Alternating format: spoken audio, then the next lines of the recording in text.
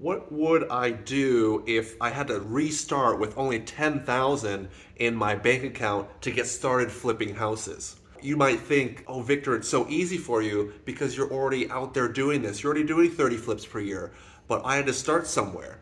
And in this video, I'm going to cover what I would do if I had $10,000 to start and to get into real estate and fix and flipping. A lot of you might be real estate beginners. Maybe you've done a few deals, or maybe you've done 0 deals. Your resources are limited. You don't have $1 million cash ready to go in the bank if you want to go do a deal. I actually started with a low 500 credit score and no money, and I got to where I am today. So in this video, we're going to cover what to do step by step if you only have 10,000 in the bank to get your first fix and flip and beyond. So one of the first things you might realize right off the bat is $10,000 isn't enough to buy a property, fix it up, and sell it. There's no way you're going to buy or find a property for that cheap. So that's the first mental reframe I want to take you through is it's not about the money, it's about the deal. It's not about the money, it's about the deal. So if your financial resources are limited, that's totally fine. It's still possible to get your first deal. So let's say, for example, you're able to find a deal and you're going to be able to profit 100,000 net profit in your pocket.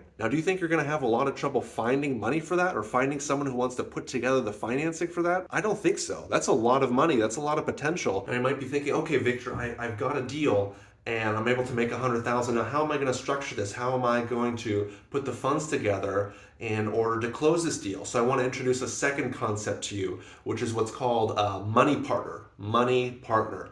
And basically how it works is you find the deal, you run the renovations, you are the one selling the property, and they put in all the money. So you're the sweat equity, you're the boots on the ground, you're the one making it happen, and they're the money partner, the one putting in the money. And then when you guys sell the property and it's all said and done, then you are going to split the profit. And I've seen all types of different splits on this. I've seen 50-50, I've seen 70-30, I've seen 1/3, 2/3. So like in this example, you're going to make 100,000 on the deal, and then you guys split the profit. Maybe it's 50-50. So now you have 50% of something of 100,000 making 50,000 versus having 100% of nothing and not being able to get the deal done. On top of that, you now have a track record, you've done a deal, you know what you're doing, so when it comes time to next time, you're able to find money easier, you're able to build credibility easier, you can use the same contractors, just the next time around is going to be much easier for you. Now you might be thinking like, wait a second, why would someone want to invest in my deal? Why would someone just not find their own deal?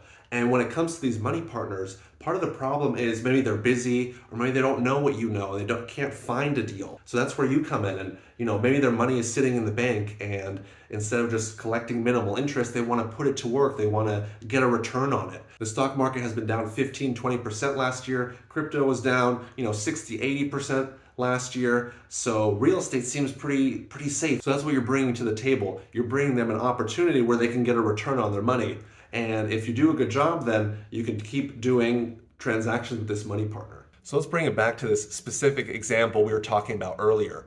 So you have 10 grand. You have 10 grand, $10,000 cash in the bank, ready to go.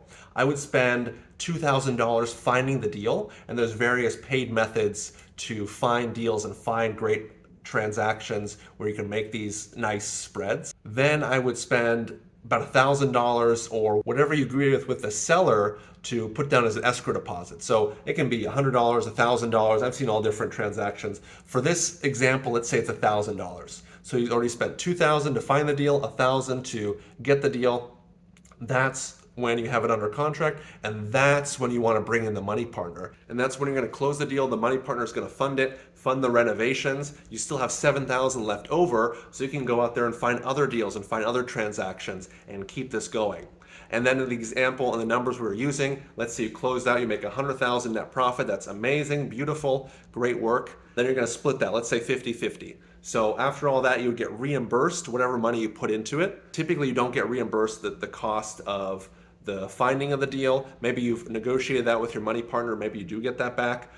Let's say that's the case now. So you would get the 50,000 and your initial deposit back. So you now have 60,000 ready for you to do another deal. So that's why I recommend to get started in real estate if you just had 10,000. Just because you have 10,000 doesn't mean you have to use all of it. There's creative ways to overcome the obstacles you're facing in order to be able to flip and to be able to earn, up to six figures flipping houses. I do want to mention this is actually how I got started. So my first deal, I was able to source it on my own, and in the end we made about 28,000 net profit, which is fantastic. Very happy with that. I had a money partner.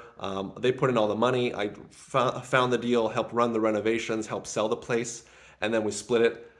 Back then, my split was 1/3, 2/3. So 1/3 was to me, and then 2/3 was to them. So out of the 28,000 that we made, I ended up keeping about 9,000. Now, it's not a home run deal. 9,000 isn't enough to retire on, but it got me started and got me to where I am today, which I'm grateful for. In summary, guys, that's what I would do if I had to restart and I only had 10K cash in the bank and I wanted to get started in real estate. Again, the quick summary is I would find a deal, I would put the deal under contract, I would then find a money partner, then split the deal, sell the deal, get the nice profit, and then move on to the next, and move on to the next, move on to the next, building up my money, building up my portfolio and track record.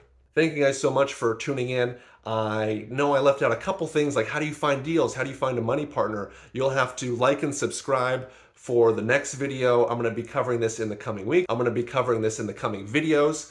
There's just so much to explain and so much to cover. I couldn't, dare to cover all of it just in this one video here. And also I have a free Facebook group, so please join that. Link is going to be in the description below. Appreciate it, guys. Thank you so much. Till next time.